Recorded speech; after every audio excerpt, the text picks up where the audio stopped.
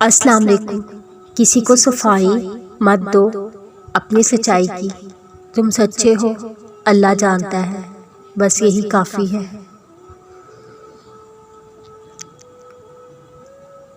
ہم کسی کے لیے ضروری تو ہوتے ہیں لیکن ہر وقت نہیں۔ جائے نماز وہ واحد جگہ ہے جہاں رو بھی لو سامنے والا تماشا نہیں بناتا۔ جو ہو رہا ہے اسے ہونے دو، تمہارے رب نے تمہاری سوچ سے بہتر تمہارے لیے سوچ رکھا ہوگا۔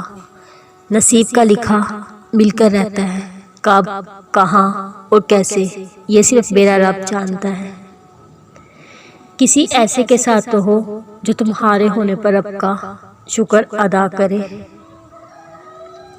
جس زبان سے جھوٹ نکلنا بند ہو اس زبان سے نکلی ہوئی دعا رد نہیں ہوتی۔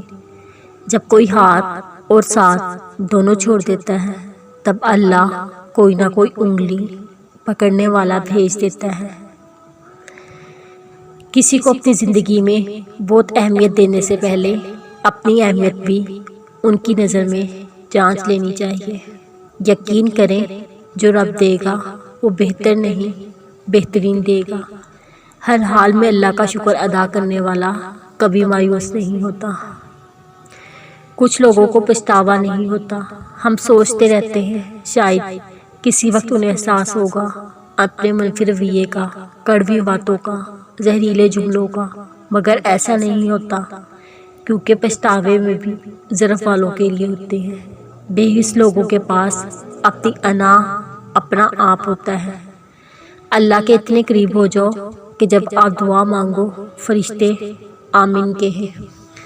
یوسف علیہ السلام جانتے تھے سارے دروازے بند ہیں، پھر بھی بند دروازے کی طرف دوڑ پڑے تھے۔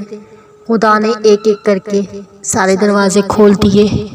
کبھی اگر لگے تمہارے لیے بھی تمہارے دروازے بند ہیں تو جان لو تمہارا اور یوسف کا خدا ایک ہے۔